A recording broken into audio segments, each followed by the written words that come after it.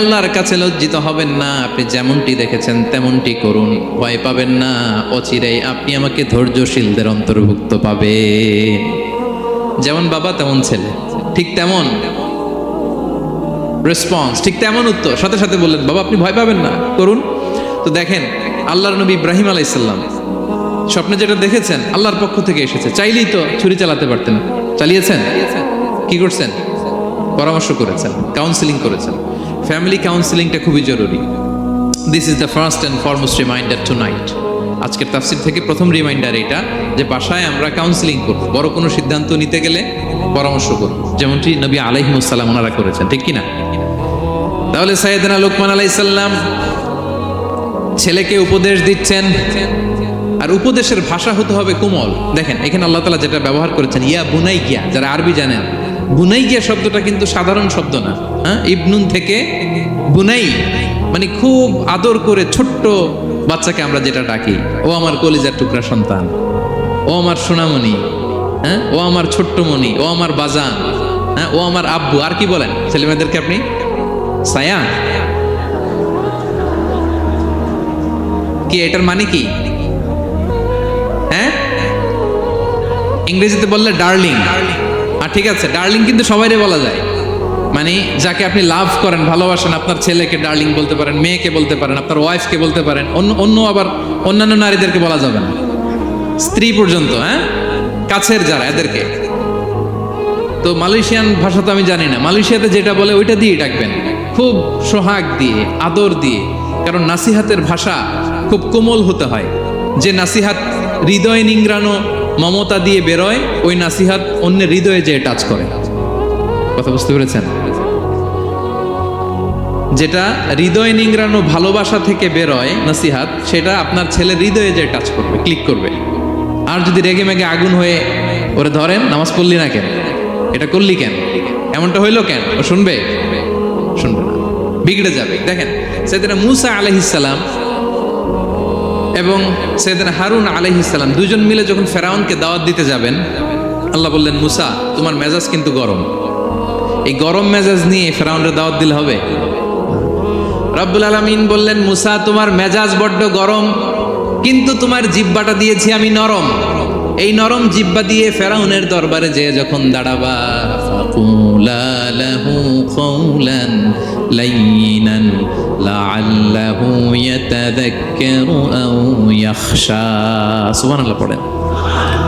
ফাকুলা লাহু কাওলান লাইয়িনা, soft language use করবা, কোমল ভাষায় দাওয়াত দিবা, নরম ভাষায় সফট করে, কোমল করে, ভদ্র করে ফেরাউনের কাছে প্রেজেন্টেশন দিবা। হতে পারে তোমার এই সুন্দর প্রেজেন্টেশনের কারণে ফেরাউন দাওয়াত কবুল করে নিতে পারে। দেখেন আমাদের যে অ্যাপ্রোচে ভুল অনেক দাঈদের, ফেরাউনের মতো কুখ্যাত সন্ত্রাসী এই পৃথিবী আর দেখবে? কথা বলেন না কেন? ফেরাউনের চাইতে বড় গডফাদার, ফেরাউনের চাইতে বড় সন্ত্রাস ডাকাত এই পৃথিবীতে আর দ্বিতীয়টা কেউ এসেছে? তো এই ফেরাউনকে দাওয়াত দেওয়ার জন্য আল্লাহ মুসাকে বললেন, মুসা সফটলি বইল, কোমল ভাষায় বইল, একটু মোলায়েম সুরে বইল, যাতে ওর হৃদয়ে টাচ করে। আর আমরা যাদেরকে খারাপ মনে করি, যাদেরকে আমরা পাপী মনে করি, তারা কি ফেরাউনের চেয়েও খারাপ? হ্যাঁ, তো তাদের কাছে আমরা যখন বার্তা পৌঁছাই, আমরা তো অ্যাগ্রেসিভ হই কেন, আমরা তো অ্যাটাকিং হই কেন, আমরা হিট করে করে কথা বলি কেন? না, দিস ইজ নট দ্য দাওয়া অ্যাপ্রোচ। এইভাবে দাওয়াত দিলে সেই দাওয়াত কোনো ফল বয়ে আনবে না। তো দেখেন আল্লাহ বললেন, ওয়াইদ ক্বালা লুকমানু লিবনিহি ওয়া হুয়া ইয়াইদু, স্মরণ করুন সে সময়ের কথা যখন লোকমান তার ছেলেকে বলেছিল, ওয়াজ করে, উপদেশ দিয়ে, নাসিহা করে, ইয়া বুনাইয়া, ও আমার কলিজার টুকরা সন্তান, ও আমার সোনামণি। যত কোমল ভাষায় আপনার ছেলেকে ডাকতে পারেন, এরকম আদর দিয়ে, সোহাগ দিয়ে, হ্যাঁ, মায়া মমতা মাখা মোলায়েম কণ্ঠে ওকে ডাকবেন। ডেকে কি উপদেশ দিলেন দেখেন। সাইয়েদনা লোকমান প্রথম উপদেশ দিলেন, ইয়া বুনাইয়া, ও আমার সন্তান, লা তুশরিক বিল্লাহ, ও আমার কলিজার টুকরা বাবা, আল্লাহর সাথে তুমি শিরক করো না। প্রথম উপদেশ, খবরদার আমার কলিজার টুকরা সন্তান, আল্লাহর সাথে শরীক করতে যেও না, আল্লাহর সমকক্ষ কাউকে মনে করো না। আল্লাহকে যেমনি বড় মনে করো, আল্লাহকে যেমনি রিজিক দাতা মনে করো, আল্লাহকে যেমনি পালন কর্তা মনে করো, গোটা বিশ্বের কোন সৃষ্টিকে এমন মনে করো না। লা তুশরিক বিল্লাহ, শিরক করো না। প্রথম অ্যাডভাইস দেখেন, প্রথম অ্যাডভাইসটা অনেক গুরুত্বপূর্ণ। সবচেয়ে জরুরিটা আগে বলতে হয়, কি বলেন? আগে বলতেছে লা তুশরিক বিল্লাহ, ও আমার সন্তান আল্লাহর সাথে শরীক করো না, কারণ ইন্না শিরকা লা যুলমুন আযীম, আল্লাহর সাথে শিরক বড় পাপ, এটা হচ্ছে যুলমুন আযীম, অনেক বড় জুলুম, এটা মহাপাপ, এটা অনেক বড় জুলুম। শিরকের চাইতে বড় জুলুম আর হতে পারে? শিরকের চাইতে বড় জুলুম আর হতে পারে? কারণ এই জুলুম আপনি সৃষ্টি হয়ে করতেছেন কার প্রতি? বুঝে থাকলে উত্তর দেন। এই জুলুম আপনি সৃষ্টি হয়ে কার প্রতি করতেছেন? আল্লাহর প্রতি। জুলুম কারে বলে দেখি, কে বলতে পারে? অত্যাচার আর মানুষের হক নষ্ট করা, মাশাআল্লাহ অনেক চমৎকার, এটা জুলুম। তার মানে অধিকার নষ্ট করা, কি বলেন? অধিকার হরণ করা, এটা হচ্ছে জুলুম। ইনসাফ বিরোধী কাজ করা, এটা জুলুম। এই যে আল্লাহ তাআলা আমাদের সৃষ্টি করলেন, অস্তিত্বহীনতা থেকে তিনি আমাদের অস্তিত্ব দিলেন, আমাদেরকে রিজিক দিলেন, নেয়ামত দিয়ে আমাদেরকে ধন্য করলেন। তো আল্লাহ তাআলার অধিকার ছিল না যে তাকেই আমি সেজদা দিব? এটা তার অধিকার। এটা কার রাইট? আমরা হিউম্যান রাইটস নিয়ে কথা বলি, অ্যানিমাল রাইটস নিয়ে কথা বলি, উইমেন রাইটস নিয়ে কথা বলি। ইবাদতের অধিকারী তিনি, এটা তার অধিকার। তার জন্য আমরা সিজদায় লুটিয়ে পড়বো। তো এই সিজদা আপনি ওদিকে না দিয়ে যদি মাজারে দেন, আল্লাহর অধিকার নষ্ট করছেন না? কথা বলেন, এটা ইনসাফ হয়েছে? যিনি রিজিক দিল, যিনি সৃষ্টি করলো, যিনি নিয়ামত দিল, তার ইবাদত না করে আপনার মতো আরেকটা সৃষ্টির সামনে আপনি এরকম নমস্ত নমস্ত গান, এটা তার অধিকার হরণ হয়েছে না? এটা ইনসাফ বিরোধী হয়েছে না? এজন্য আল্লাহ বলেছেন ইন্না শিরকা লা যুলমুন আযীম। শিরকে সবচেয়ে বড় জুলুম বলার কারণ কি? কারণ আপনি সৃষ্টি হয়ে স্রষ্টার উপর জুলুম করেছেন। এর চেয়ে বড় জুলুম আর হতে পারে? এজন্য সাইয়েদনা লুকমান আলাইহিস সালাম বললেন, ইয়া বুনাইয়া লা তুশরিক বিল্লাহ, ও আমার কলিজার টুকরা সন্তান, খবরদার খবরদার, কশিনকালেও আল্লাহর সাথে শিরক করবে না। কারণ শিরক হলো সবচাইতে বড় জুলুম, সবচেয়ে বড় পাপ, সব পাপের বাপ, এর নাম হচ্ছে শিরক। এর চেয়ে বড় পাপ হতে পারে? পাপের জগতে যদি র্যাঙ্কিং করেন, নাম্বার ওয়ান সবাই নাম্বার ওয়ান। আল্লাহ সব মাফ করে দেয়, সব গুনাহ তিনি ক্ষমা করে দেয়, সব পাপকে তিনি চাইলেই মোচন করে দিতে পারেন, শুধুমাত্র কেবলমাত্র শিরকের গুনাহ ছাড়া। ঠিক কিনা? ইন্নাল্লাহা লা ইয়াগফিরু আন ইউশরাকা বিহি ওয়া ইয়াগফিরু মা দুনা যালিকা লিমান ইয়াশা। আল্লাহ তাআলা চাইলে সব গুনাহ তোমার ক্ষমা করে দিতে পারেন, কেবলমাত্র শিরকের গুনাহ ছাড়া। এটা ক্ষমা করে না, কারণ এইটা আল্লাহকে অপমান করার শামিল। ঠিক কিনা? আল্লাহর উদাহরণ বাদ দেই, আপনার বস যে আপনাকে খুব ভালোবাসে, যে আপনাকে স্যালারির বাইরেও আরো অনেক কন্ট্রিবিউশন করে, টাকা দেয়, আদর করে, এই সুবিধা দেয়, ওই সুবিধা দেয়, আপনি উনারে শ্রদ্ধা না দেখাইয়া এই শ্রদ্ধা আপনি অন্যদের দেখান, কিন্তু উনারে শ্রদ্ধা করেন না, উনি এটা মেনে নিবে? কথা বলেন। যে আল্লাহ আপনার জীবন দিলেন, রিজিক দিলেন, সব দিলেন, গোটা জগৎটাই তো তা, সব দেওয়ার পরেও সিজদা যে আপনি কোথায় দেন? হ্যাঁ, মাজারে, দরগায়, বাবার কাছে। এরকম আছে না নাই? হ্যাঁ, আমাদের এখানে কেউ নাই। হ্যাঁ, দেশে গেলে এরকম মাজারে যে মানত টানত করেন নাকি? হ্যাঁ, মানত করেন? মাজারে সিজদা দেওয়া যাবে? চাইতে হবে একটা সত্তার কাছে, চিল্লায় বলুন তো তিনি কে? এজন্য বিশ্বনবী বলেন, ইযা সাআলতা ফাসআলিল্লাহ, চাইলে আল্লাহর কাছে চাও।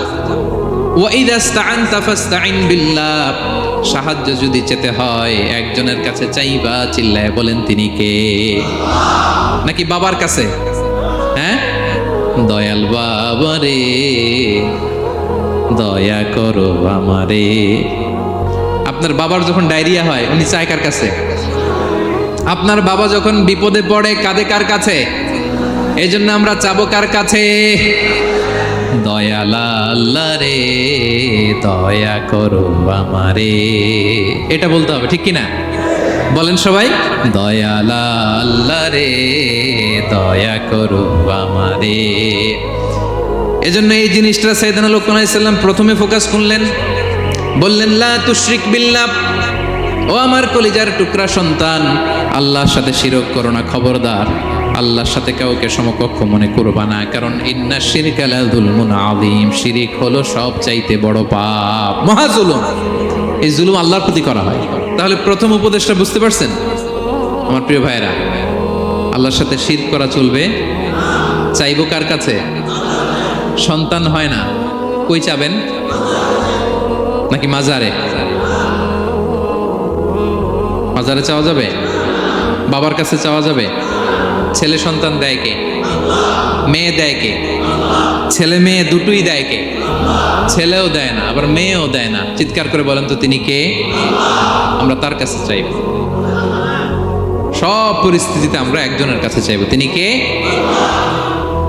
আবার রব্বুল আলামিন বিশ্বনবীকে জানিয়ে দিলেন, ও নবী শোনো শোনো, তোমার আগে সব নবীকে আমি জানিয়ে দিয়েছি, লা ইন আশরাকতা লা ইয়াহবাতান্না আমালুকা ওয়া লা তাকুনান্না মিনাল খাসিরিন। তুমি যদি আল্লাহর সাথে কাউকে শিরক করে ফেলো, তোমার সব আমলগুলো বাতিল হয়ে যাবে, কিয়ামতের ময়দানে তুমি হবা খাসিরিন, ক্ষতিগ্রস্ত, কিছুই থাকবে না। কিয়ামতের ময়দানে তুমি হবা হাই হাই কোম্পানির ম্যানেজার। যদি শিরক করো তোমার আমল বাতিল, খবরদার, কিয়ামতের দিন তুমি হাই হাই করবে, অভাগা দুর্ভাগা হয়ে উঠবে। এজন্য শিরককেও আমরা না বলে দিব। শিরকের সাথে আমাদের কোনো সম্পর্ক আছে? জোরে বলেন। গুরুত্বপূর্ণ পয়েন্ট, এজন্য ছেলেকে আগে বললো, বাবা খবরদার শিরক করো না। আবার হাদিসে কুদসিতে রব্বুল আলামিন বলেন, গোলাম কিয়ামতের কঠিন ময়দানে গোটা জমিন পরিমাণ গুনার বোঝা নিয়ে যদি তুমি আমি আল্লাহর দরবারে হাজির হয়ে যাও, আর ওই গুনার বোঝার মধ্যে যদি শিরকের গুনাহ না থাকে, আমি আল্লাহ গোটা জমিন পরিমাণ ক্ষমার বস্তা নিয়ে তোমার কাছে হাজির হয়ে যাব। কথাটার ওজন দেখছেন? জমিন পরিমাণ গুনাহ নিয়ে আসছো আমার কাছে কিয়ামতের দিন। ওই গুনার মধ্যে অনেক ধরনের গুনাহ, নামাজ পড়ো নাই, রোজা রাখো নাই, এই করছো সেই করছো, কিন্তু এই গুনার বিশাল পৃথিবী পরিমাণ গুনার বোঝার মধ্যে শিরকের গুনাহ নাই। তাহলে আমি আল্লাহ এই দুনিয়া পরিমাণ ক্ষমার বোঝা নিয়ে তোমার কাছে চলে আসবো। শিরক করা যাবে? তাহলে প্রথম উপদেশ দিলেন, হে আমার কলিজার টুকরা সন্তান, শিরক করো না, শিরক করো না। আমার ভাইয়েরা, আমার কলিজার টুকরা ক্লাঙের ভাইয়েরা, সন্তানদেরকে এই শিরকের ব্যাপারে, শিরকের ভয়াবহতার ব্যাপারে আপনাকে জানাতে হবে। It's your duty. আপনি শুধু বাবা হইলেই চলবে না, আপনার ছেলে মেয়ে কোন পথে চলবে এটা আপনাকে ঠিক করে দিতে হবে। ওরা এখন ছোট, ছোট থেকে যদি এই তাকওয়ার সফটওয়্যারকে ইনস্টল করে দেন, ওই সফটওয়্যার দিয়ে তার জীবন চলবে, ঠিক কিনা? হ্যাঁ, ওরা যখন ছোট থাকে কাদা মাটির মতো থাকে, কাদার মাটিকে যেমন ডিজাইন করতে মনে চায় করা যায় না? একই কাদা মাটি দিয়ে বল বানানো যায়, ঘর বানানো যায়, পুতুল বানানো যায়, ওই এটা বানানো যায়, অনেক কিছু বানানো যায়। কিন্তু এটা যখন শুকিয়ে শক্ত হয়ে যায়, আর কিছু করা যায়? হ্যাঁ, আমাদের আঞ্চলিক ভাষায় বলে কাঁচা না নোয়ালে বাস, পাকলে করে। ছোটবেলা থেকেই now this is the high time, ওদেরকে এডুকেট করার এখন মুখ্যম সময়। এটা আপনার রেসপন্সিবিলিটি, বাবা হিসেবে করতেই হবে। নতুন প্রজন্মকে আমাদের বাঁচাতেই হবে, ঠিক কি না? মানুষের পেট থেকে বেরোলেই কেউ মানুষ হয় না। গরুর পেট থেকে যেটা বেরোয় ওটা গরু, ছাগলের পেট থেকে বেরোলেই ছাগল হয়ে যায়, হাতির পেট থেকে বেরোলেই হাতি হয়ে যায়। কিন্তু মানুষের পেট থেকে একটা কিছু বেরোলেই ওটা মানুষ হয়, ওটার মানুষ বানাতে হয়। কি করতে হয়? মানুষ বানাতে হয়। গরুকে কেউ কোনোদিন বলে না তুই গরুর মতন গরু হ। ছাগলরে কেউ কোনোদিন কইছে যে তুই ছাগলের মতো ছাগল হ, কিন্তু এই মানুষকেই বলা হয় তুমি মানুষের মতো মানুষ হও, মানুষের মতো মানুষ হও। মানুষের মতো মানুষের বড্ড অভাব, ঠিক কিনা? তো আমাদের ছেলেমেয়েরা মানুষের মতো মানুষ হোক, আমরা চাই কি চাই না? এই উপদেশগুলো আমাদের দিতে হবে, ওদেরকে জানাতে হবে। ছোট্ট মানুষ অনেক কিছুই বুঝে না, ওদেরকে কোনটা সত্যবাদিতা, কোনটা ন্যায়পরায়ণতা, কোনটা আমানতদারিতা, কোনটা চুরি, ধরে ধরে বোঝাতে হয়। আমাদের ছোট্ট সোনামণিরা দেখবেন ছোটবেলায় ওই ছোট অবস্থায় যারা থাকে, ছোট স্কুলে যায়, স্কুলে যে আরেকজনের পেন্সিল ব্যাগে করে নিয়ে আসে দেখবেন। মানে ওরে দিয়েছেন আপনি ব্লু কালারের, ওর এটা ভালো লাগে নাই, ওর ভালো লাগছে পিঙ্ক কালারের একটা, তো আরেকজনের পিঙ্ক কালারের পেন্সিল ব্যাগে করে নিয়ে আসছে, রাবার নিয়ে আসছে। ও খারাপ মনে আনে নাই, কারণ ও জানে না, ও ভাবছে যেটা সুন্দর লাগে ওইটাই মনে হয় আমার। কিন্তু অন্যের জিনিস যে না বলে নিয়ে আসলে এটাকে চুরি বলে, ওইটা জানেই না।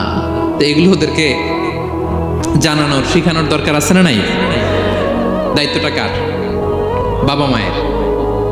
আমার প্রিয় ভাইয়েরা, সন্তানদেরকে যেন আমরা গাইড করি, ইনস্ট্রাক্ট করি, আমরা যেন ওদেরকে শিখাই কোনটা সত্য কোনটা মিথ্যা। এখন তো এই যে সোশ্যাল মিডিয়ার যুগ, এটা ছাড়া খেতেই চায় না, তাই না? ঘুমাতেই চায় না। সে কি দেখে এটা আপনার জানতে হবে। সে কোথায় যায়, সে কার সাথে মেশে, সে কোন সাইটগুলো ব্রাউজ করে, এটা বাবা হিসেবে জানার দরকার আছে না নাই? প্যারেন্টিং কন্ট্রোলের একটা ব্যবস্থাপনা আছে, আপনি কন্ট্রোল করে দিতে পারবেন।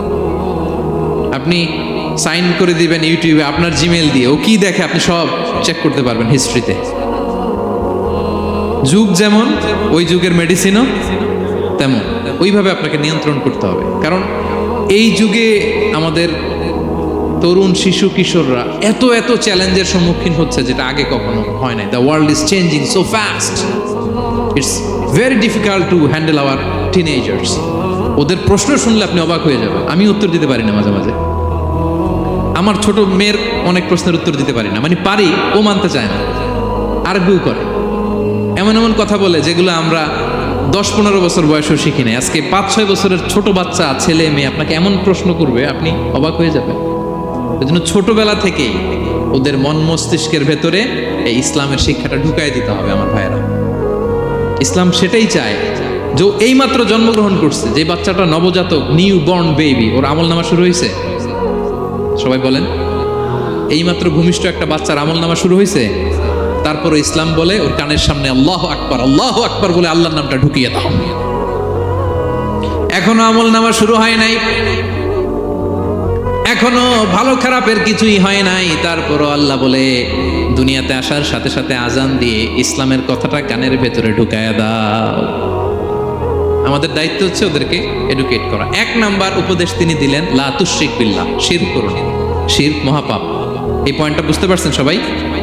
উনি বেসিক্যালি ওনার সন্তানকে 9টা উপদেশ দিয়েছিলেন। কয়টা? সবাই বলুন, 9টা। এরপর আল্লাহ তাআলা আরেকটা এক্সট্রা উপদেশ দিয়ে দিয়েছেন, 9 আর 1 মিলে তিলকা আশারাতুন কামিলা, একেবারে ফাইনাল, 10টা হয়ে গেছে, পরিপূর্ণ। তো শিরকের ব্যাপারে সতর্ক করার সাথে সাথে আল্লাহ তাআলা নিজ থেকে একটা উপদেশ দিলেন। আল্লাহ তাআলা কি বললেন? রব্বুল আলামিন বললেন, ওয়াসাইনাল ইনসানা বিওয়ালিদাইহি হামালাতহু উম্মুহু ওয়াহানান আলা ওয়াহান ওয়া ফিসালুহু ফি আমাইনি আনিশকুর লি ওয়া লিওয়ালিদাইকা ইলাইয়াল মাসির। সুবহানাল্লাহ পড়ে।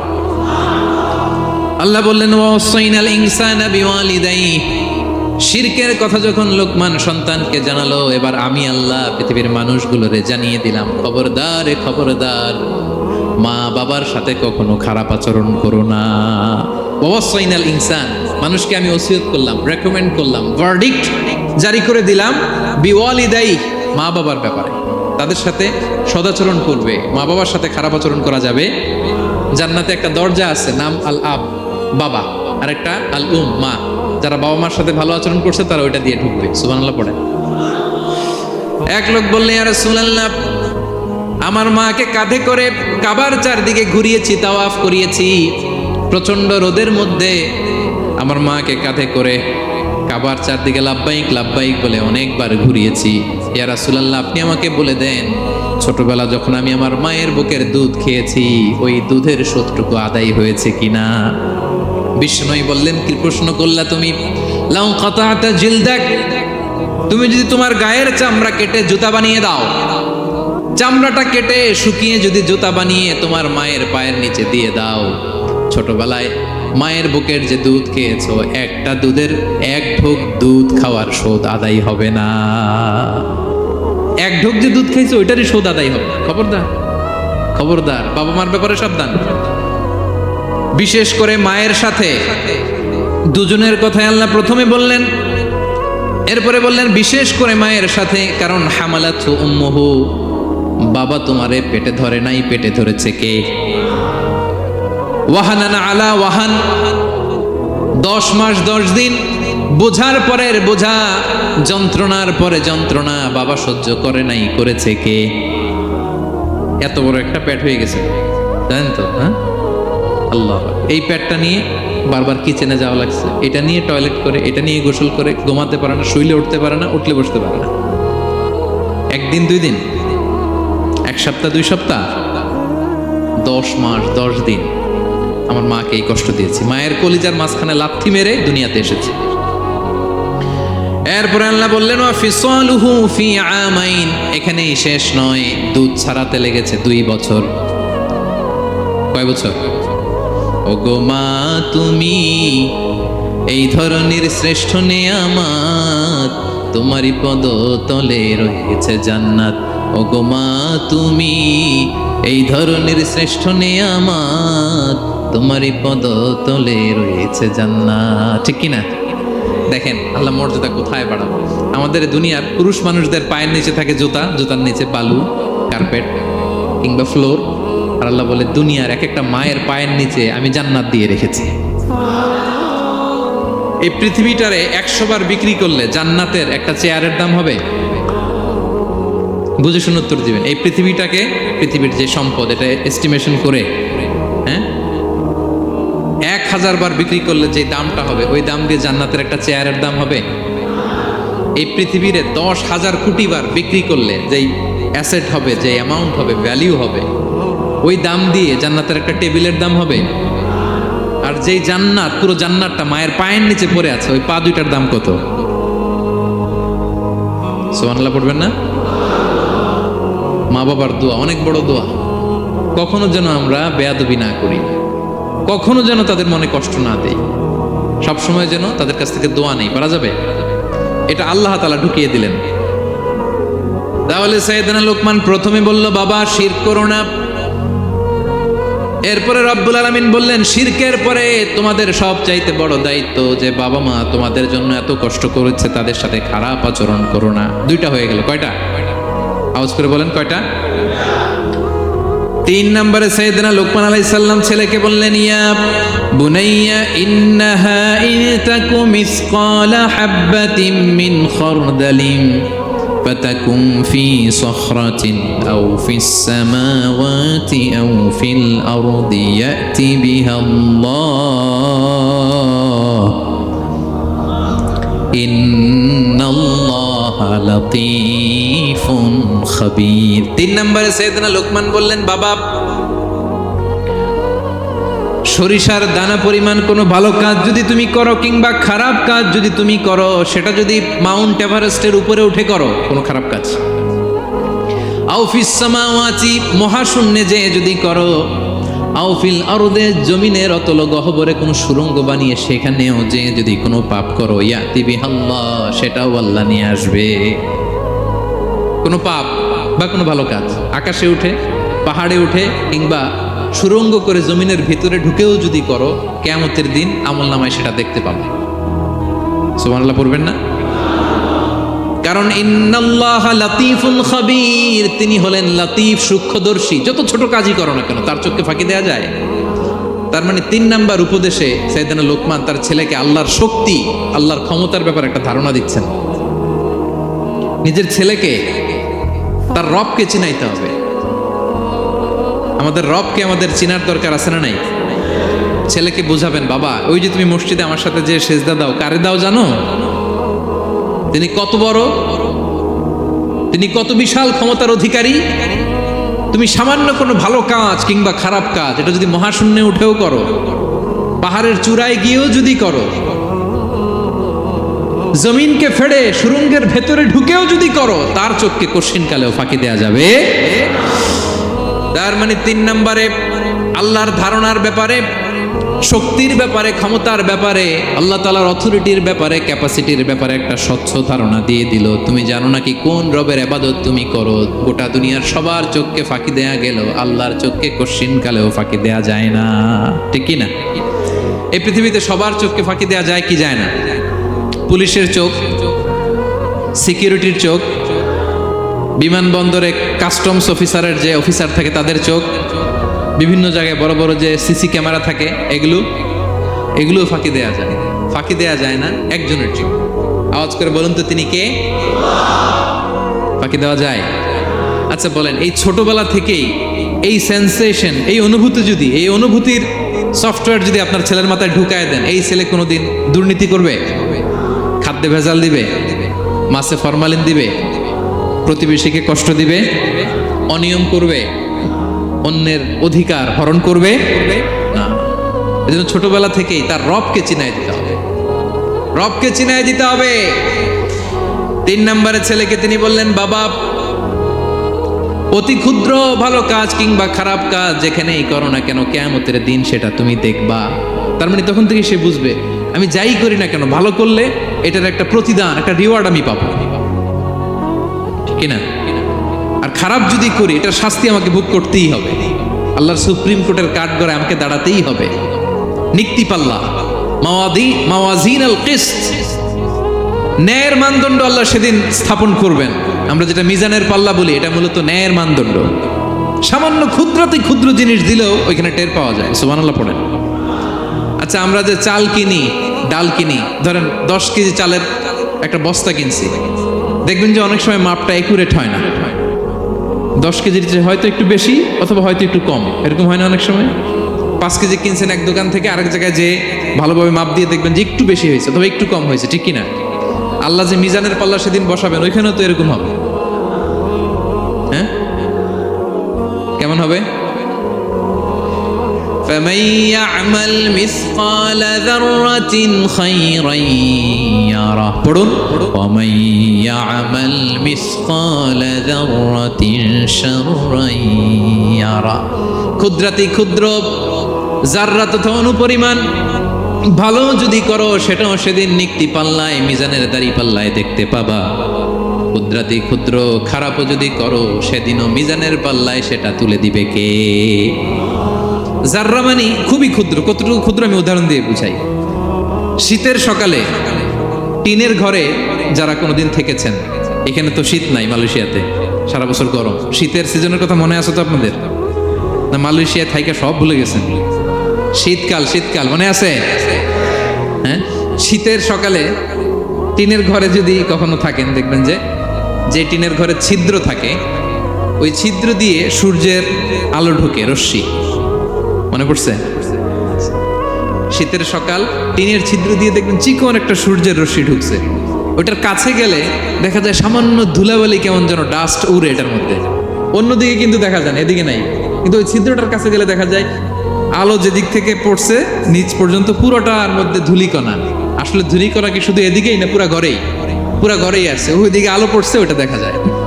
ওই যে ছোট্ট সূর্য রশ্মির মধ্যে কাছে গেলে যে ছোট্ট ছোট্ট ধূলিকণা দেখা যায়, ওইটার নাম হচ্ছে যাররা।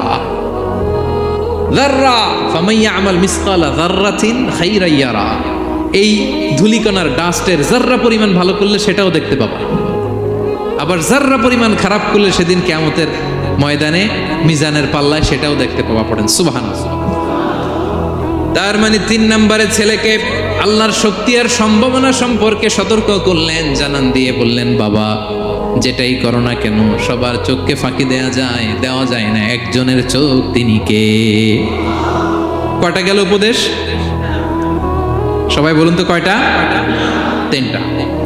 4 নম্বরে লোকমান আলাইহিস সালাম বললেন, ইয়া বুনাইয়া আকিমিস সালাহ, ও আমার সন্তান, 4 নম্বরে উপদেশ হলো তোমাকে নামাজ কায়েম করতে হবে। নামাজ, সবার আগে নামাজ। কাজকে বলে দাও আমার নামাজ আছে, নামাজকে বলো না কাজ আছে, ঠিক কি না? সালাত কায়েম করো, সালাতে কায়েম করো, হবে জান্নাতি তুমি, হবে জান্নাতি তুমি, দিবে কাল হাসরে শীতল ছায়া আরশে আজিহি। তলোয়ার নিয়ে বিশ্বনবীর দিকে না যেয়ে নিজের বাড়ির দিকে চলে গেলেন। বিশ্বনবীর আপন বোন ফাতেমা বিনতে খাত্তাব, বোন জামাই সাঈদ আর খাব্বাব রাদিয়াল্লাহু তাআলা আনহু 3 জন মিলে সূরা তাহা তেলাওয়াত করছিলেন। পড়েন সুবহানাল্লাহ। মক্কায় লুকিয়ে লুকিয়ে দাওয়াত হতো। খাব্বাব রাদিয়াল্লাহু তাআলা আনহু একটা চামড়ার ফলকের মধ্যে সূরা তাহার কয়েকটা আয়াত এনে ওমর ফারুকের বোন আর বোন জামাইকে শিক্ষা দিচ্ছে, ট্রেনিং দিচ্ছে। সুবহানাল্লাহ পড়েন। লুকিয়ে লুকিয়ে ওমর ফারুক যখন ঘরে চলে আসলেন, এরা তটস্থ হয়ে গেল। সাইয়েদনা খাব্বাব বিছানার তলায় লুকিয়ে গেলেন। ওমরে ফারুক বললেন, দরজা খোলো। ফাতেমা বিনতে খাত্তাব দরজা খোলার পরে নির্মম ভাবে সাইয়েদনা ওমর রাদিয়াল্লাহু তাআলা আনহু বোনের গায়ে আঘাত শুরু করে দিল। বোন জামাইকে আহত করতে শুরু করলো আর বলতে শুরু করলো, তোরা পাগল হলি কেন? কি আছে ওই মুহাম্মাদের মধ্যে? কি জাদু নিয়ে এসেছে? সে যাই বলে লোকজন পাগল হয়ে যায়, সবাই তার উপর কালিমা পড়ে ঈমান এনে ফেলে। কি এমন জিনিস তোদের কাছে আছে যেটা দেখে মুহাম্মদকে তোরা ভালোবাসলি? কি আছে? কি পড়তেছিলি আমারে দেখা। ফাতেমা বলে, ইন্নাকা রিজসুন লা ইয়ামাসসুহু ইল্লাল মুতাহহারুন। ও আমার ভাই ওমর, তুমি নাপাক। তুমি কি? লা ইয়ামাসসুহু ইল্লাল মুতাহহারুন, পবিত্রতা অর্জন না করে এই কোরআন ধরা যায় না। সুবহানাল্লাহ পড়েন। ওমরে ফারুক গোসল করে আসলেন, কারণ ধাক্কা তো আগে কয়েকটা খাইছে। কথা বুঝেন নাই বোধহয়? প্রথমে দোয়ার ধাক্কা, পরে কোন সূরা দিয়ে ধাক্কা? ধাক্কা দিয়ে ধাক্কা। 3 নম্বরে এখন আরেকটা ধাক্কা খাবে। গোসল করে আসলেন। ফাতেমা বিনতে খাত্তাব বললেন, গোসল যখন করে এসেছেন, এই নেন। ওমরে ফারুক এবার চামড়ার কাপড়ের মধ্যে সূরা তহার প্রথম আয়াতের দিকে নজর করলেন। নজর করেই কোরআনের প্রেমে পড়ে গেলেন। পড়েন সুবহানাল্লাহ। ওমর ফারুক পড়তে আরম্ভ করলেন, তাহা মা আনজালনা আলাইকাল কুরআনা লিতাশকা ইল্লা তাযকিরাতাল লিমান ইয়াখশা তানজিলাম মিম্মান খালাকাল আরদা ওয়াস সামাওয়াতিল উলা। সুবহানাল্লাহ পড়েন। উনি পড়তে আরম্ভ করলেন, তাহা মা আনজালনা আলাইকাল কুরআনা লিতাশকা, এই কোরআনকে আমি তোমাদের হতভাগ্য জাতি হিসেবে দুনিয়ায় থাকার জন্য পাঠাই নাই। এটা রব্বুল আলামিনের পক্ষ থেকে এসেছে। যারা রবকে ভয় করে তাদের জন্য আছে উপদেশ। যিনি আকাশ বানিয়েছেন, জমিন বানিয়েছেন, ওই আল্লাহ তাআলা নিজেই এই কোরআন পাঠিয়েছে। আওয়াজ করে পড়তে হবে, আল্লাহু আকবার। উনি খুব ভালো আরবি জানতেন। সূরা তাহা পড়ার পরে আর ধৈর্য ধারণ করতে পারে না। ওমর ফারুক ছোট্ট বাচ্চার মতো কান্না শুরু করে দিলেন। আল্লাহু আকবার। সূরা তাহাটা হাতে নিয়ে, তলোয়ারটা হাতে নিয়ে বিশ্বনবীর দিকে ছুটতে আরম্ভ করলেন। আইনা মুহাম্মদ, কোথায় মুহাম্মদ? তোমরা আমাকে মুহাম্মাদের কাছে নিয়ে চলো। বিশ্বনবী তখন সাফা পাহাড়ের পাদদেশে দারুল আরকাম ইবনে আলকামের ঘরে লুকিয়ে লুকিয়ে কোরআনের দাওয়াত দিতেন। ওমরে ফারুককে পাগলের মতো ছুটে আসতে দেখে বিশ্বনবীর চাচা হামজা ইবনে আব্দুল মুত্তালিব বলল, নবী আপনি পালান। ওই যে খাত্তাবের বেটা ওমর আপনাকে অপমান করার জন্য, আক্রমণ করার জন্য তেড়ে এসেছে। সাহাবীরা বললেন, নবী আপনি পালিয়ে যান, আমরা সামাল দেব। বিশ্বনবী বললেন, না আমি পালাবো না, বরং তোমরা সরে যাও। ওমর ইবনুল খাত্তাবকে আমার দরবার পর্যন্ত আসতে দাও। আমার তো মনে হচ্ছে ওই যে তাহাজ্জুদের নামাজ শেষে চোখের পানি ছেড়ে যে আমি আল্লাহর কাছে দোয়া করেছি, আজকে আমার ওই দোয়াটা কবুল হতে শুরু করেছে। আমার তো মনে হচ্ছে আমার দোয়া কবুল হবে, আসতে দাও। ওমর ফারুক এসে বললেন, আশহাদু আল্লা ইলাহা ইল্লাল্লাহ ওয়া আশহাদু আন্না মুহাম্মাদান আবদুহু ওয়া রাসূলুহু, আমি সাক্ষ্য দিলাম আল্লাহ ছাড়া কোনো ইলাহ নাই, নিশ্চয়ই আপনি আল্লাহর প্রেরিত বান্দা এবং রাসূল। পড়েন সুবহানাল্লাহ। ওমর ফারুক যখন কালিমা শাহাদা পড়ে মুসলমান হয়ে বিশ্বনবীর হাতে হাত রাখলেন, মুসলিম সাহাবীদের মধ্যে খুশি আর আনন্দের বন্যা বয়ে গেল। মুসলিম হাতে গোনা সাহাবারা আল্লাহর প্রশংসা করলেন। বিশ্বনবী সাইয়েদনা ওমর ফারুককে জড়িয়ে ধরলেন। ওমর ফারুক এবার বিশ্বনবীরে বললেন, নবী গো, আলাসনা আলাল হক, আমরা কি সত্যের উপরে আছি নাকি আমরা ভুলের উপরে আছি? বিশ্বনবী বললেন, বালা নাহনু আলাল হক, আমরাই সত্যের উপরে আছি। সুবহানাল্লাহ পড়েন। আলাসনা আলাল হক, নবী আমরা কি সত্যের উপরে নাই? হ্যাঁ অবশ্যই ওমর, তুমি সত্যের উপরে আছো।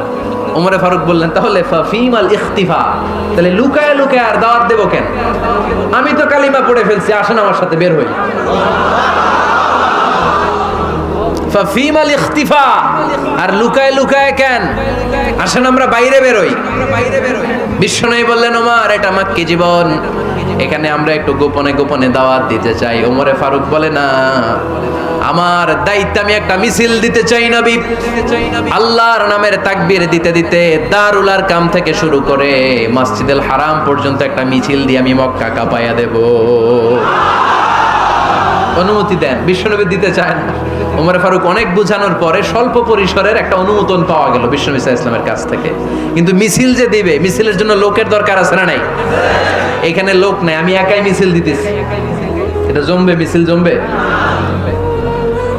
খুঁজে উনি 11 জন মুসলিম সাহাবা পেলেন। কয়জন? ওমরে ফারুক বললেন 11 জনই সই। এই 11 জন নিয়েই আমি আল্লাহর নামের তাকবীর দেব। 2 লাইন করলেন। কয় লাইন? 2 লাইন। পেছনে 6 জন, আর এই লাইনের নেতা বানালেন বিশ্বনবীর চাচা হামজাকে রাদিয়াল্লাহু তাআলা আনহু। আর সামনে 5 জন, তার আগে দাঁড়ালেন উনি নিজেই। তাহলে 6 6 12। বললেন এই 2 লাইনই আমরা তাকবীর দিতে দিতে, বেশি না, এই দারুল আরকামের ঘর থেকে, আপনারা জানেন যে সাফা মারওয়া এখন যে সাই হয়, এই সাফার পাদদেশে ছিল দারুল আরকামের ঘর। উনি বললেন এখান থেকে ওই যে কাবার গিলাফ দেখা যায়, কাবার গিলাফ পর্যন্ত আমরা এই তাকবীর নিয়ে ওখানে যাব। সুবহানাল্লাহ পড়বেন না? ওখানে উনি দাঁড়িয়ে ছোট্ট একটা ভাষণ দিয়েছিলেন। উনি বলেছিলেন, মান আরাদা আন তাসকুলা উম্মু ওয়া ইয়াতামা ওয়ালাদু ওয়া তারমিলা যাওজাতুহু ফালিয়াসুদ্দানি। খেয়াল করে শুনেন, কান দুইটা খরগোশের কানের মতো খাড়া করেন। উনি এক বাক্যের একটা ভাষণ দিলেন। ভাষণ দিতে জানলে বড় ভাষণ দেয়া লাগে না। এক বাক্যের ভাষণ দিয়ে গোটা বিশ্বকে ঝাঁকুনি মারা যায়। চিল্লায় বলো ঠিক কিনা? ওমরে ফারুক এক বাক্যের একটা ছোট্ট ভাষণ দিলেন। মান আরাদা আন তাসকুলা উম্মু, কে আছো মায়ের এই মক্কায়, কে আছো মায়ের বুক খালি করতে চাও? ইয়াতামা ওয়ালাদু, কে আছো বাচ্চাগুলারে, নিজের সন্তানগুলোরে ইয়াতিম বানাতে চাও? কে আছো তারমিলা যাওজাতুহু, নিজের স্ত্রীকে বিধবা বানাতে চাও? ফালিয়া সুদ্দানি, বুকের পাটা থাকলে আমি ওমর রে থামাও। ফালিয়া সুদ্দানি, দেখি মক্কায় কার এত বড় বুকের পাটা। কে আছো মায়ের বুক খালি করতে চাও, সন্তান রে এতিম বানাতে চাও, স্ত্রীকে বিধবা বানাতে চাও? ফালিয়া সুদ্দানি, পারলে আমারে ঠেকাও। এই বলে উনি আল্লাহু আকবার, আল্লাহু আকবার, আল্লাহু আকবার বলে স্লোগান শুরু করে দিলেন। এক এক স্লোগানে মক্কার মরুজমিন থারথার করে কাঁপতে আরম্ভ করল। এই মিছিল মক্কার কেউ দেয় নাই। মিছিলের আওয়াজ শুনে আবু জাহেল বাইরিস, উতবা বাইরিস, শাইবা, ওয়ালিদ ইবনে মুগিরা সব বের হয়েছে। কিরে, আমার এলাকায় এত বড় স্লোগান, কার এত সাহস? বের হয়ে দেখে মিছিলের সামনে ওমর। ওমর রে দেখে দিছে এক দৌড়। কারণ ওমরে ফারুককে থামানোর মতো বাপের বেটা মক্কায় দ্বিতীয়টা কেউ ছিল না। আওয়াজ করে বলেন ঠিক কিনা? ওমরে ফারুক আল্লাহু আকবার, আল্লাহু আকবার বলে স্লোগান দিতে দিতে মসজিদুল হারামের ভেতরে ঢুকে গেল। কাবার গিলাফ ধরার পরে সেদিন মিছিল থেমেছে। ওই আল্লাহর নামের স্লোগান সেদিন কেউ থামাতে পারে নাই, কিয়ামত পর্যন্ত কেউ থামাতে পারবে না। চিল্লায় বলো ঠিক কিনা?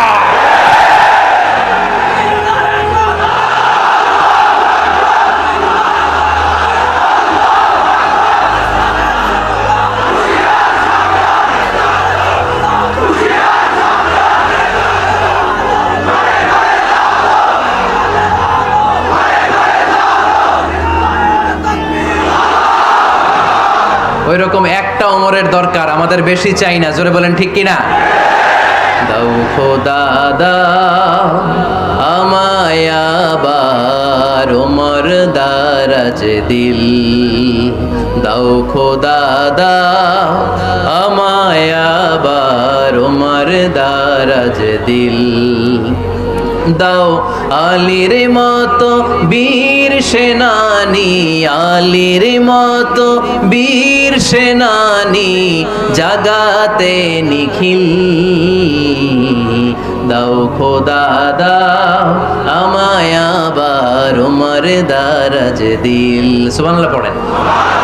একটা ওমর লাগবে। চিল্লায় বলেন কয়টা? ওই ওমরের অপেক্ষায় বাংলাদেশ সহ গোটা মুসলিম উম্মাহ, ঠিক কি না? একটা ওমরই যথেষ্ট। আমাদের সেন্ট্রাল লিডারশিপ নাই তো, আমাদেরকে এদিকে লাথি মারলে আমরা ওইদিকে যাই, ওদিক থেকে গুতা মারলে আমরা এদিকে যাই।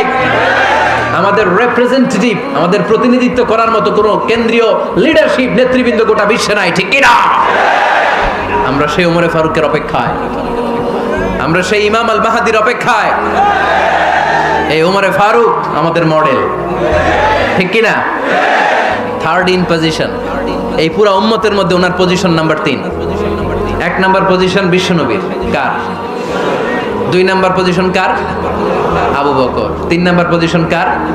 ওমরে ফারুকের। বিশ্বনবী বলতেন লা নবিয়্যা বা'দি, লা নবিয়্যা বা'দি, আমার পরে কোনো নবী নাই। ওয়ালা রাসূলা, আমার পরে কোনো রাসূলও নাই। আমার নবীর পরে আর কোনো নবী আছে? আমার নবীর পরে আর কোনো রাসূল আছে? এই যে কাদিয়ানি যে একটা সম্প্রদায় আছে, এরা কি মুসলিম নাকি অমুসলিম? মুসলিম সম্প্রদায়ের সাথে এদের কোনো সম্পর্ক নাই। চিল্লায় বলেন ঠিক কিনা? এরা যদি মুসলমান হতে চায়, আমার নবী দ্য লাস্ট মেসেঞ্জার বিশ্বনবীকে খাতামুন নবী হিসেবে সংবাদ সম্মেলন করে গোটা বিশ্বকে জানাই দিতে হবে, তারপরে তাদেরকে আমরা মুসলিম হিসেবে স্বীকৃতি দিব। চিল্লায় বলেন ঠিক কিনা? তা না হলে তারা কোন ধর্মের এটাকে জানাই দিতে হবে। No inferiority complex, no identity crisis. Identity ক্রাইসিসে থাকা যাবে না। আপনারা কোন ধর্মের এটা জানাই দেন। আপনারা বিশ্বনবীরও শেষ নবী মানবেন না, আবার মুসলিম বলেও নিজেদেরকে ট্যাগ লাগাতে চাইবেন। সাধারণ মুসলমানরা এটা এই ধোঁকাবাজি মানে না। চিল্লায় বলেন ঠিক কিনা? আমার নবীর পরে কোনো নবী নাই, আমার রাসূলের পরে কোনো রাসূল নাই, ঠিক কিনা? আল্লাহর হাবিব বলতেন লাউ কানা বা'দি নাবিয়্যুন লাকানা উমর, তবে আমার পরে যদি নবী হওয়ার যোগ্যতা কারো থাকে, আমার ওমরের ওই যোগ্যতা আছে। সুবহানাল্লাহ পড়েন। প্রভু তুমি বলেছো রাসূল দেবে না, বলনি দেবে না ওমর, বলনি দেবে না হামজা তারি, খালিদ বিজয় সমর। প্রভু তুমি বলেছো রাসূল দেবে না, বলনি দেবে না ওমর, বলনি দেবে না হামজা তারি, খালিদ বিজয় সমর। প্রভু তুমি বলেছো রাসূল দেবে না। সুবহানাল্লাহ পড়েন।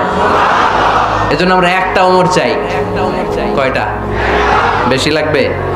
নেতার মতো নেতা কয়টা লাগে? জোরে বলেন কয়টা? Enough, that's enough. ওমরে ফারুক আওয়ার সুপার হিরো। ওনার সাথে বিশ্বনবী ইসলামের মুসাহারার সম্পর্ক ছিল। ওমরে ফারুক যে বিশ্বনবীর শ্বশুর, এটা অনেকে জানেই না। ওমরে ফারুক রাদিয়াল্লাহু তাআলা আনহু বিশ্বনবীর শ্বশুর ছিলেন। এটা আজকে নতুন শুনছেন। কে কে হাত তোলেন? দেখছেন হুজুর? সঠিক বলছি না আমি? অনেকে আমরা জানি না। মাশাআল্লাহ, জানতে লজ্জা নাই, শিখতে লজ্জা নাই। লজ্জা হচ্ছে অজ্ঞতায় আর মূর্খতায়, ঠিক কি না? আমরা শিখতে রাজি আছি। যে কথা বলে আমরা তার ছাত্র। আমার আগে হুজুর কথা বলতেছিলেন, আমরা ছিলাম ছাত্র। এখন আমি কথা বলতেছি, এখন আমরা সবাই হয়ে গেছি ছাত্র, ঠিক কি না? যিনি বলেন তিনি শিক্ষক, বাকিরা আমরা ছাত্র, ঠিক কি না? 4 খলিফার 2 খলিফা, ইসলামের 4 খলিফার 2 খলিফা বিশ্বনবীর মেয়ের জামাই, আর বাকি 2 খলিফা বিশ্বনবীর শ্বশুর। সুবহানাল্লাহ পড়েন। সাইয়েদনা আলী রাদিয়াল্লাহু তাআলা আনহু, সাইয়েদনা উসমান যুন-নূরাইন বিশ্বনবীর মেয়ের জামাই। উসমান রাদিয়াল্লাহু তাআলা আনহুর কাছে বিশ্বনবী 2 মেয়েকে বিয়ে দিয়েছিলেন। একজন মারা যাওয়ার পরে আরেকজন। বিশ্বনবী বলেছেন এরপরে আরেকটা থাকলে ওইটারও বিয়ে দিতাম। সুবহানাল্লাহ পড়বেন না? 2 জন ছিল মেয়ের জামাই আর 2 জন ছিল শ্বশুর। সাইয়েদনা আবু বকর শ্বশুর, বিশ্বনবীর স্ত্রী আম্মাজান আয়েশা রাদিয়াল্লাহু তাআলা আনহার বাবা। বিশ্বনবীর স্ত্রী আম্মাজান হাফসা রাদিয়াল্লাহু তাআলা আনহার বাবা ছিল সাইয়েদনা ওমর ফারুক। চিল্লায় পড়েন আল্লাহু আকবার।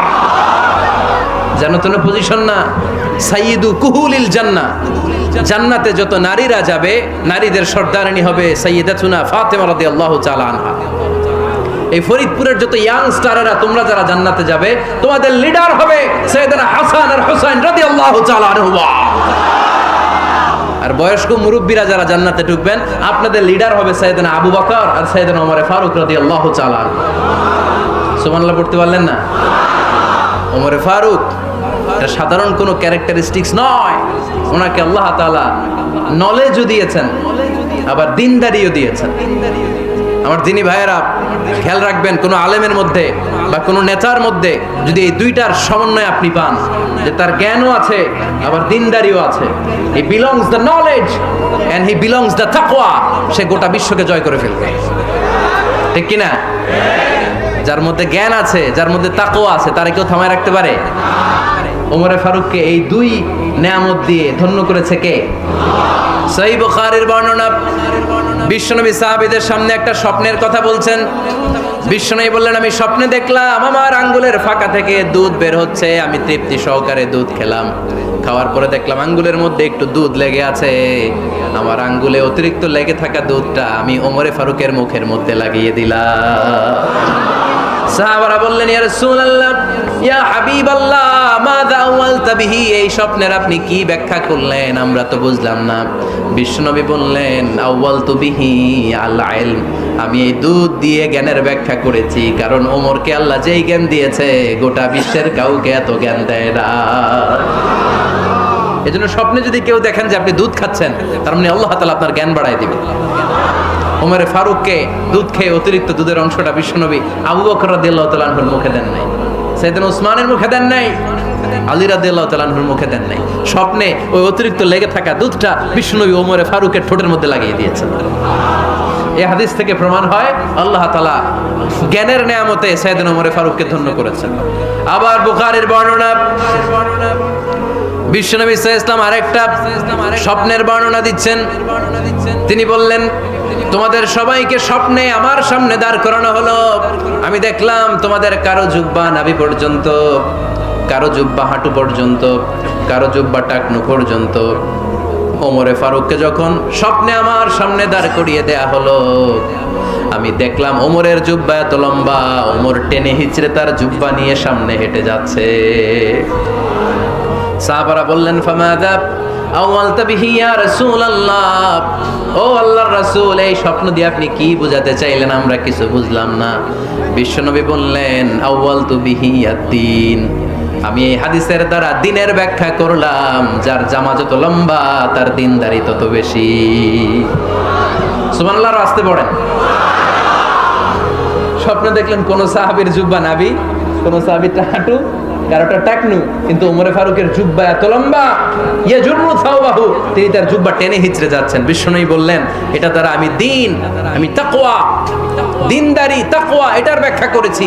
তার মানে ওমরে ফারুকের তাকওয়ার সামনে সব তাকওয়া পানি হয়ে যাবে। কোন সুবহানাল্লাহ। আল্লাহ তাআলা সাইয়েদনা ওমরে ফারুককে দ্বীনের জ্ঞান দিয়েছেন, তাকওয়া দিয়েছেন। যুবক ভাইরা, যাকে আল্লাহ তাআলা দ্বীনের জ্ঞান দেয়, যাকে আল্লাহ তাআলা তাকওয়ার এই গুণ দিয়ে সমৃদ্ধ করে, তার জন্য গোটা বিশ্বের সব দরজাগুলোকে ওপেন করে দেয় কে? কত বড় মুত্তাকি ছিলেন সাইয়েদনা ওমরে ফারুক। মদিনার সমাজে কয়জন মুনাফিক ছিল বিশ্বনবী ছাড়া কেউ বলতে পারতেন না। বিশ্বনবী কোন সাহাবীকে মুনাফিকদের লিস্ট দিয়ে যান নাই, একজন সাহাবী ছাড়া। দেখি কেউ বলতে পারেন কিনা ওই সাহাবীর নাম? কি নাম? হুযায়ফা ইবনুল ইয়ামান রাদিয়াল্লাহু তাআলা আনহু। ওনাকে বলা হতো সাহিবু সিররি রাসূলিল্লাহ, আল্লাহ রাসূল সাল্লাল্লাহু আলাইহি ওয়াসাল্লামের গোপন তথ্যের ধারক বাহক। সুবহানাল্লাহ পড়বেন না? বিশ্বনবী ইন্তেকালের আগে মদিনার সমাজে মোট কয়জন মুনাফিক আছে, এই তথ্য আবু বকরকে বলেন নাই, ওমর রাদিয়াল্লাহু তাআলা আনহুকে বলেন নাই, উসমান রাদিয়াল্লাহু তাআলা আনহু, আলী রাদিয়াল্লাহু তাআলা আনহু, আশারাতুল মুবাশশিরিনা বিল জান্নাহ কোন সাহাবীকে বলেন নাই। শুধুমাত্র কেবলমাত্র একমাত্র হুযায়ফা ইবনুল ইয়ামান রাদিয়াল্লাহু তাআলা আনহুর কাছে মুনাফিকদের লিস্টে বিশ্বনবী দিয়ে গিয়েছে। সুবহানাল্লাহ পড়েন। মদিনায় কারা কারা মুনাফিক কেউ জানতো না হুযায়ফা ছাড়া। কে ছাড়া? নামটা আজকে মুখস্থ করেন, যাতে অন্য কোনো ওয়াজে কেউ জিজ্ঞেস করলে বলতে পারেন। মুনাফিকদের লিস্ট যে সাহাবীর কাছে বিশ্বনবী দিয়ে গিয়েছিলেন, সাহাবীর নাম কি? নাম? নামটা কেমন লাগে? ভাল লাগে? অনেকে আমারে জিজ্ঞেস করে, হুজুর আমার ছেলে হবে আগামী মাসে, একটা নাম দেন। নাম দিয়ে দিলাম হুযায়ফা। যাদের হবে ছেলে, এলাকায় যাদের নেক্সট কয়েক মাসে ছেলে হবে, খালি হুযায়ফা চলবে। কি চলবে? ভাল লাগে? নামটা ভাল লাগে? রাইখেন, অনেক সুন্দর নাম। উনি জানতেন মুনাফিক কারা। দেখেন ওমরে ফারুকের তাকওয়ার লেভেলটা কত হাই।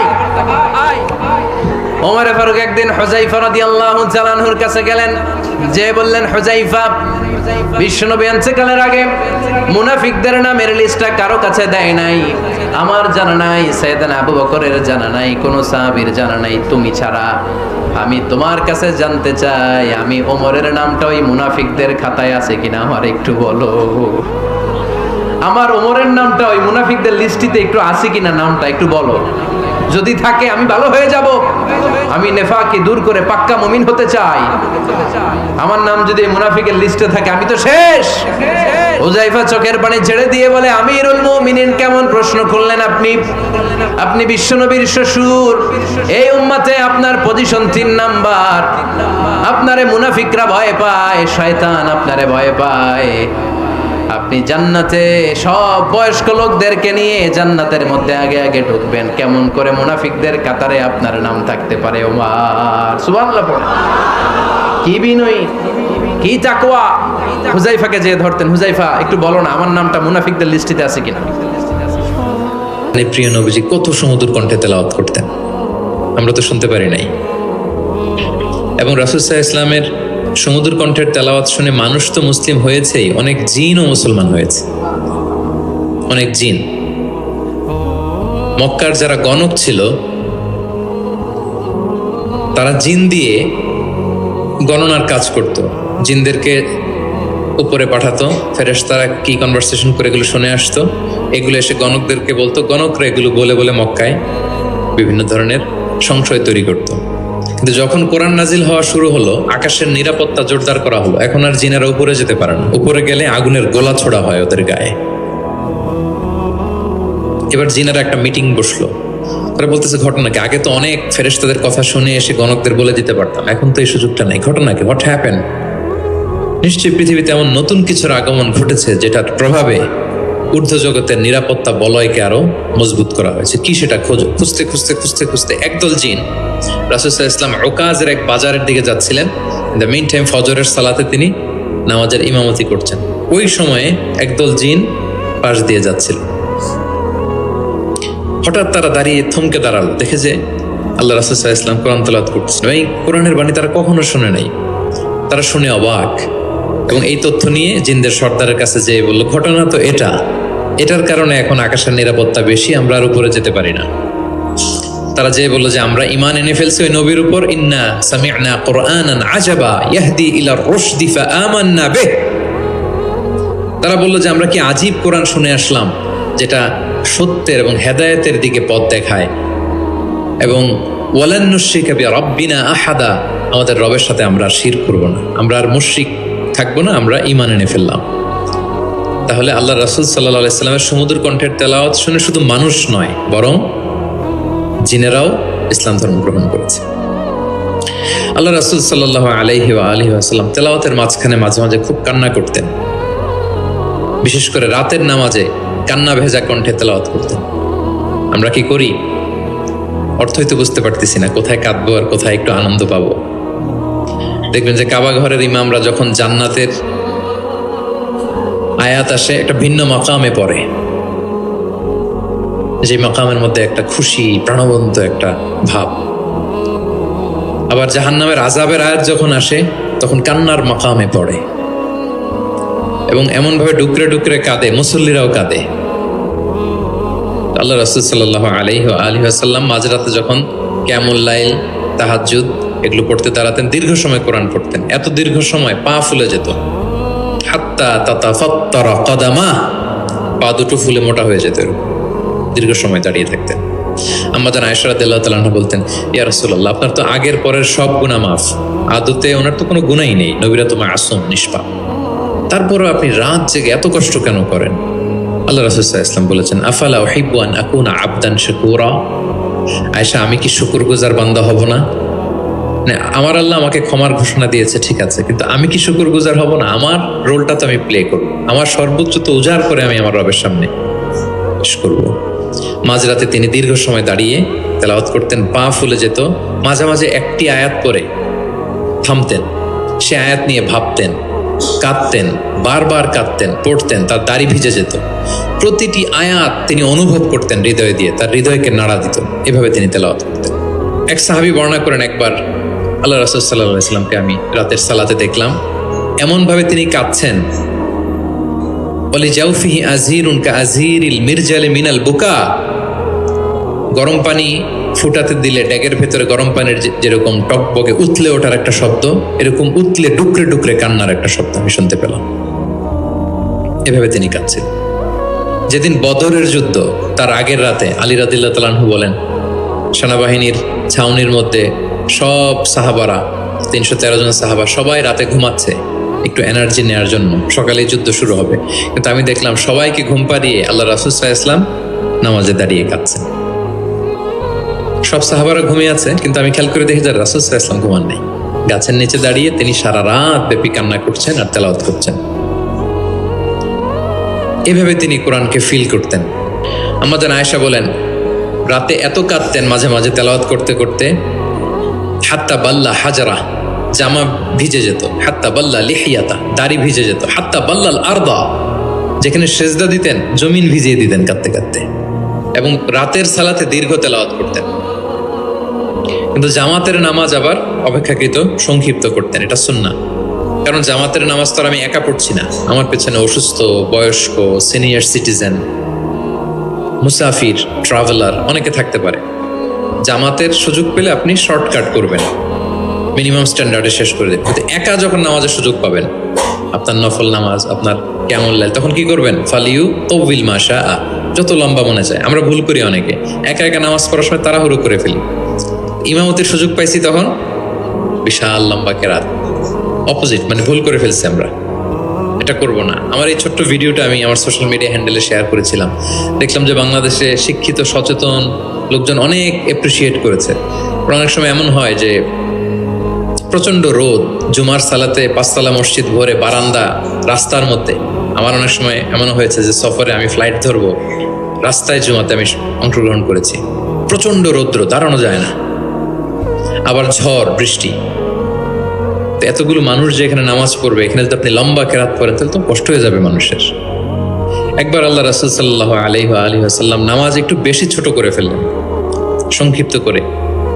সাহাবারা বললেন, ইয়া রাসূলুল্লাহ, এত তাড়াতাড়ি নামাজ শেষ করলেন, এত তাড়াতাড়ি তো করতে দেখি না। তখন রাসূল সাল্লাল্লাহু আলাইহি ওয়াসাল্লাম বললেন, আমি যখন নামাজে ছিলাম, উইমেন প্রেয়ার্স এরিয়া, যেটা মানে মদিনার নারীরা তো পেছনে দাঁড়াতো, তিনি বললেন ওখান থেকে আমি একটা ছোট্ট বাচ্চার কান্নার আওয়াজ শুনতে পেলাম। আমার মনে হচ্ছিল এই বাচ্চাটাকে সামলাতে বাচ্চাটার মায়ের বড্ড কষ্ট হয়ে যাচ্ছে, ওই মায়ের যাতে একটু কষ্ট কম হয় এজন্য নামাজটা আমি একটু শর্ট করে দিয়েছি। দেখেন, মানে অন্যের প্রতি সহানুভূতি এটা আমাদের মধ্যে নাই, যে আমার ভাইয়ের একটু সুবিধা হোক, আমার বোনদের একটু সুবিধা হোক, আমার কমিউনিটির একটু সুবিধা হোক, এইটা আমরা ফিল করি না। তিনি যখন একা সালাত পড়তেন অনেক লম্বা, কিন্তু জামাতের সালাতে তিনি সংক্ষিপ্ত সালাত আদায় করতেন। কত লম্বা? হুযায়ফা ইবনুল ইয়ামান রাদিয়াল্লাহু তাআলা আনহু, নাম শুনেছেন ওনার? হুযায়ফা মদিনার গোয়েন্দা বিভাগের প্রধান ছিলেন, হেড অফ ডিটেকটিভ ব্রাঞ্চ, আল্লাহ রাসূল সাল্লাল্লাহু আলাইহি ওয়াসাল্লামের গোয়েন্দা বিভাগের প্রধান। উনি এমন কিছু কথা কাউকে বলতেন না, কিন্তু শুধু হুযায়ফাকে বলতেন। মদিনায় মোট কতজন মুনাফিক ছিল আল্লাহ রাসূল সাল্লাল্লাহু আলাইহি ওয়াসাল্লাম জানতেন, কাউকে বলেননি, শুধু হুযায়ফাকে বলেছিলেন। এজন্য ওমরে ফারুক রাদিয়াল্লাহু তাআলা আনহু যখন খলিফা, তিনি যখন দেখতেন কেউ মারা যেত, হুট করে ইমামতি করতে যেতেন না, আগে দেখতেন যে ওই কাতারে হুযায়ফা আছে কিনা। যদি দেখতেন যে হুযায়ফা আছে, উনি ইমামতি করতেন। হুযায়ফাকে এদিকে না দেখলে অন্য কাউকে দায়িত্ব দিয়ে দিতেন। এবং ওমরে ফারুক রাদিয়াল্লাহু তাআলা আনহু এত মুত্তাকি সাহাবী ছিলেন, একবার হুযায়ফা ইবনুল ইয়ামানের কাছে যেয়ে বলে যে, হুযায়ফা, আমি তো জানি না মদিনাতে কতজন মুনাফিক ছিল, এর নামগুলো তো রাসূল তোমাকে বলেছে, তুমি একটু আমাকে বলো যে আমি ওমরের নামটা আবার ওই লিস্টে আছে কিনা। আমার ভয় হয় যে আমি আবার মুনাফিকদের ভেতরে ঢুকে গেলাম কিনা। হুযায়ফা ইবনুল ইয়ামান বললেন, আমিরুল মুমিনিন, আপনি কি বলেন? আল্লাহ রাসূল সাল্লাল্লাহু আলাইহি সাল্লাম তো বলেছেন যে আপনি কোনো রাস্তা দিয়ে যদি হাঁটেন, শয়তান যদি ওই রাস্তা দিয়ে আসে, আপনাকে দেখলে শয়তান ওই রাস্তা রেখে দিয়ে অন্য রাস্তা দিয়ে হাঁটে। কোশ্চিনকালেও মুনাফিকদের লিস্টে আপনার নাম থাকতে পারে না। তো এই হুযায়ফা ইবনুল ইয়ামান রাদিয়াল্লাহু তাআলা আনহু, উনি বললেন, একবার রাতে আমি আল্লাহ রাসূল সাল্লাল্লাহু আলাইহি ওয়াসাল্লামের সাথে কিয়ামুল লাইল, মানে তাহাজ্জুদের নামাজে শরীক হওয়ার সুযোগ পেয়েছিলাম। একা একা নামাজ তিনি পড়তেছিলেন, হুযায়ফা যে জয়েন করেছে। তখন রাসূলুল্লাহ সাল্লাল্লাহু আলাইহি সাল্লাম সূরা বাকারা দিয়ে শুরু করলেন। কোন সূরা? বলেন, সবাই বলেন তো কোন সূরা? কোরআনের সবচাইতে দীর্ঘতম সূরা। আয়াত কত? 286, মানে অনেক বড় সূরা। তো উনি শরীক হলেন, শরীক হওয়ার পরে আল্লাহ রাসূল সাল্লাল্লাহু আলাইহি সাল্লাম সূরা বাকারা দিয়ে শুরু করলেন। তো উনি ভাবলেন মনে হয় 100 আয়াত যাওয়ার পরে রাসূল সাল্লাল্লাহু আলাইহি ওয়াসাল্লাম রুকুতে যাবেন। কত আয়াত যাওয়ার পরে? 100 আয়াত গেল, যায় না রুকুতে। 200 আয়াত গেল, তাও যায় না রুকুতে। 286 আয়াত শেষ, মানে সূরা বাকারাই, তাও রুকুতে যায় না। এরপরে রাসূল সাল্লাল্লাহু আলাইহি ওয়াসাল্লাম সূরা আলী ইমরান শুরু করেছেন, ওইটাও শেষ। এরপর রাসূল সাল্লাল্লাহু আলাইহি ওয়াসাল্লাম সূরা নিসা শুরু করেছেন। Could you imagine that? আপনি চিন্তা করতে পারেন? তার মানে এক এক রাকাতে উনি 2 থেকে 3 ঘন্টা, মাঝে মাঝে এমন হয়েছে 2 রাকাতে সারা রাত শেষ কভার করে দিয়েছেন। এবং হুজাইফা বলেন, আমার কাছে মনে হলো যতক্ষণ তিনি দাঁড়িয়ে তেলাওয়াত করছিলেন ঠিক ততক্ষণ আবার রুকুতে ছিলেন, যতক্ষণ রুকুতে ছিলেন ঠিক ততক্ষণ আবার সেজদায় লুটিয়েছিলেন। 2 রাকাতে পুরো রাত তিনি শেষ করে দিয়েছেন। তাহলে রাতের সালাতে তিনি দীর্ঘ তেলাওয়াত করতেন। সব সময় তিনি তেলাওয়াত মুখর সময় কাটাতেন, দাঁড়িয়ে, বসে, শুয়ে, হাঁটা অবস্থায়, আরোহী অবস্থায়, সব সময়। অজু থাকা অবস্থায়, অজু না থাকা অবস্থায়। অজু চলে গেলেই রাসূল সাল্লাল্লাহু আলাইহি ওয়াসাল্লাম সাথে সাথে অজু করে ফেলতেন, কিন্তু অজু নেই ওই অবস্থায়ও তিনি কোরআন তেলাওয়াত করেছেন। ইবনুল কাইয়িম আল জাওজিয়া যাতুল মাআদ ফি হাদি খায়রিল ইবাদ, একটা বিখ্যাত সিরাত গ্রন্থে তিনি বলেন, লাম ইয়াকুন ইয়ামনাহু মিন কিরাআতিহি ইল্লাল জানাবা। গোসল ফরজ হয় যেই পরিস্থিতিতে, ওই পরিস্থিতি ছাড়া কোনো কিছু রাসূল সাল্লাল্লাহু আলাইহি ওয়াসাল্লামকে কোরআন তেলাওয়াত থেকে বিরত রাখতে পারতো না। মানে গোসল ফরজ হয় কোন কারণে আপনারা তো জানেন। এরকম পরিস্থিতি হলে তিনি শুধু তেলাওয়াত করতেন। এছাড়া দাঁড়িয়ে, বসে, হাঁটছেন, আরোহণ করেছেন, অজু আছে কিংবা অজু নেই, সবসময় তিনি কোরআন তেলাওয়াত করতেন। মুআবিয়া ইবনে কুররা রাদিয়াল্লাহু তাআলা আনহু বর্ণনা করেন যে আব্দুল্লাহ ইবনে মুগাফফাল তিনি বলেন, একবার আমি রাসূল সাল্লাল্লাহু আলাইহি ওয়াসাল্লামকে দেখলাম যে তিনি উটের উপর চড়ে মক্কা বিজয়ের দিন উট হাঁকাচ্ছেন, উটের উপর বসা। তখন তিনি সূরা ফাতহ তেলাওয়াত করছেন, ইন্না ফাতাহনা লাকা ফাতহাম মুবিনা লিয়াগফিরা লাকাল্লাহু মা তাকদ্দামা মিন যামবিকা ওয়া মা তাআখার।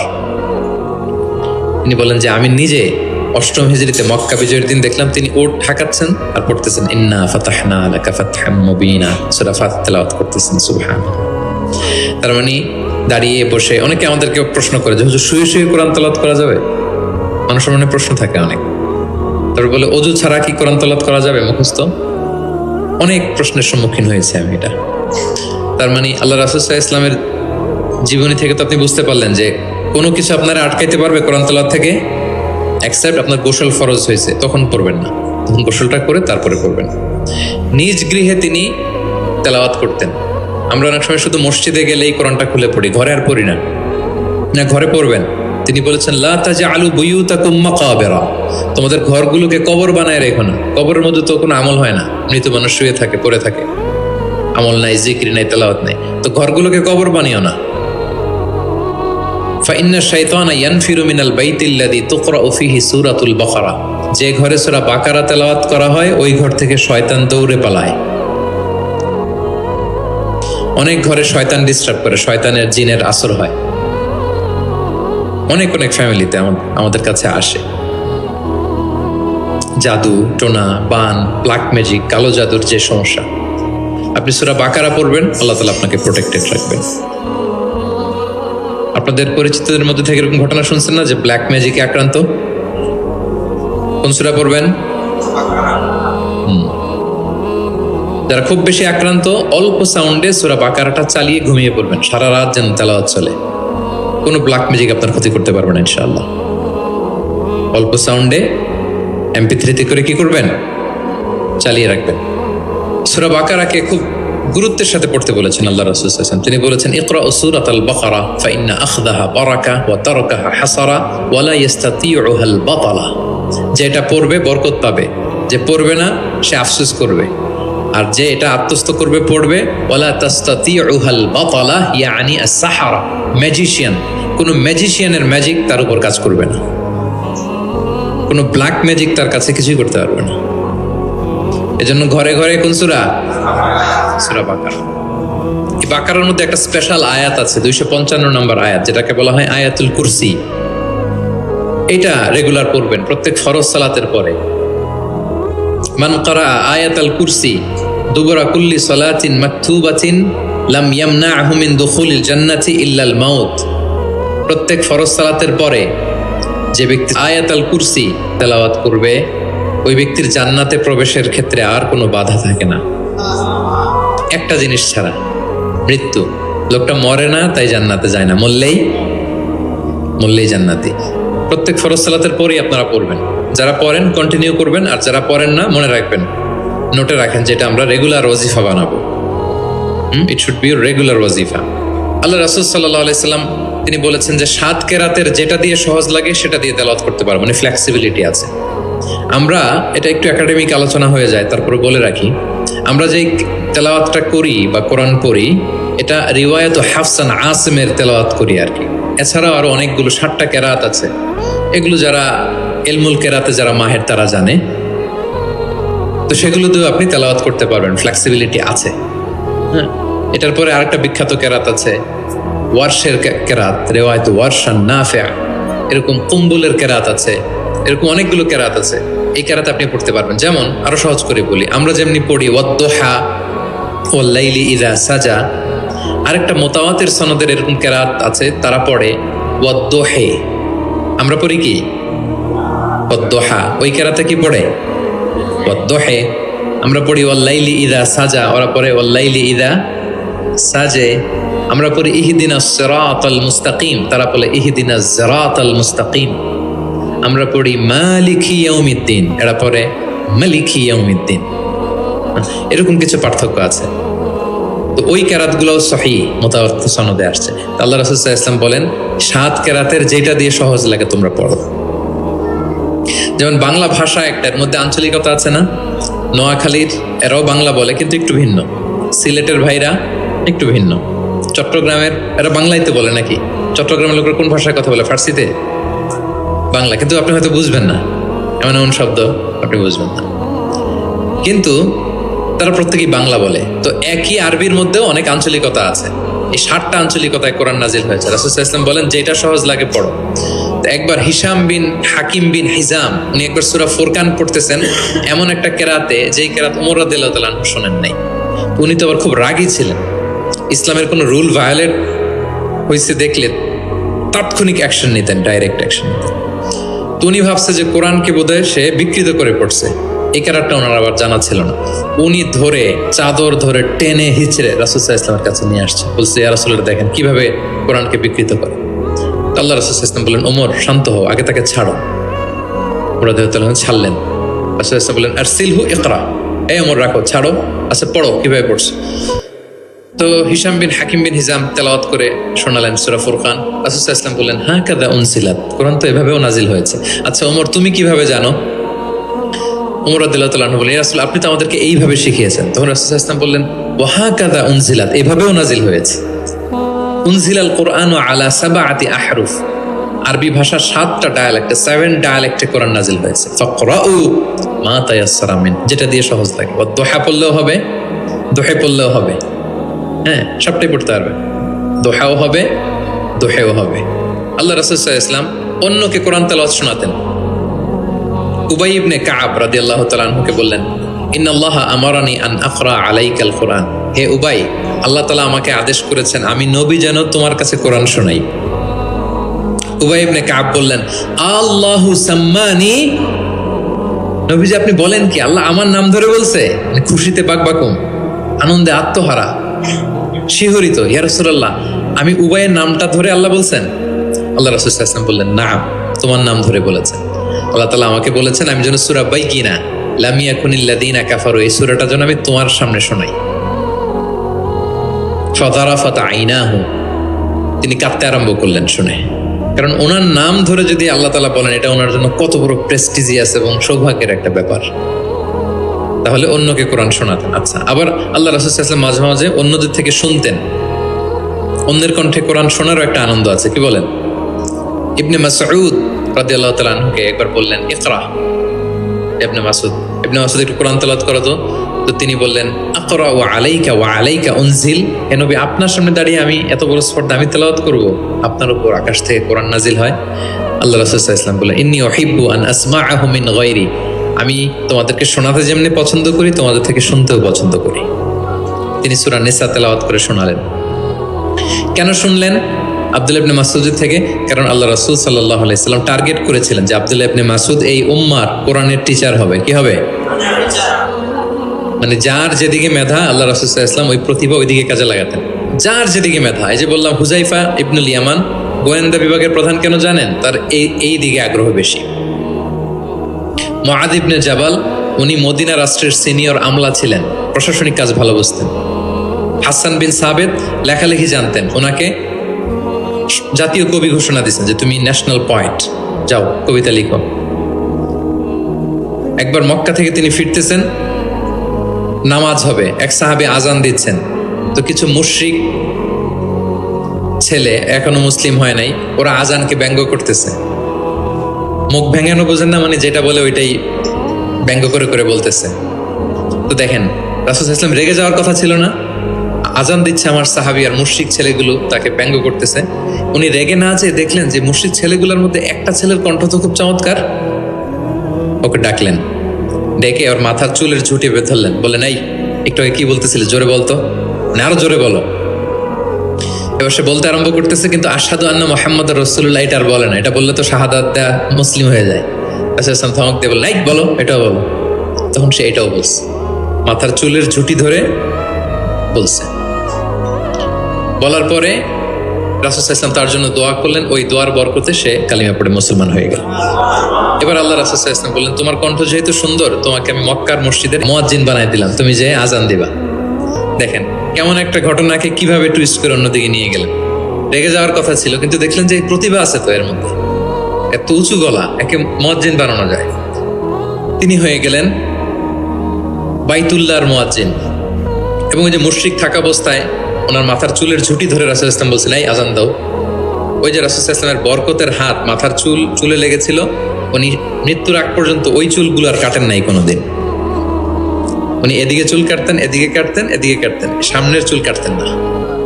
যখন জিজ্ঞেস করা হতো আপনি এরকম হেয়ার কাট কেন আপনার, বলছে আমি মুশরিক অবস্থায় আমার প্রিয় নবীজি আমার মাথার চুলের ঝুঁটি ধরে আমাকে আজানের তালিম দিয়েছিলেন, ওনার বরকতময় হাতের ছোঁয়া আমার এই চুলে লেগেছে, আমি চাই এই চুলগুলো সাথে নিয়ে আমি কবরে যাব। এবং ওই চুলগুলোর সাথেই ওনাকে কবর দেওয়া হয়েছে। ওই চুলগুলোকে উনি পেঁচিয়ে একটা পাগড়ির মতো করে, বড় হয়ে গেছে তো অনেক, এটা পেঁচিয়ে পাগড়ির মতো করতেন, এরপরে উনি টারবান পরতেন, পাগড়ি পরতেন।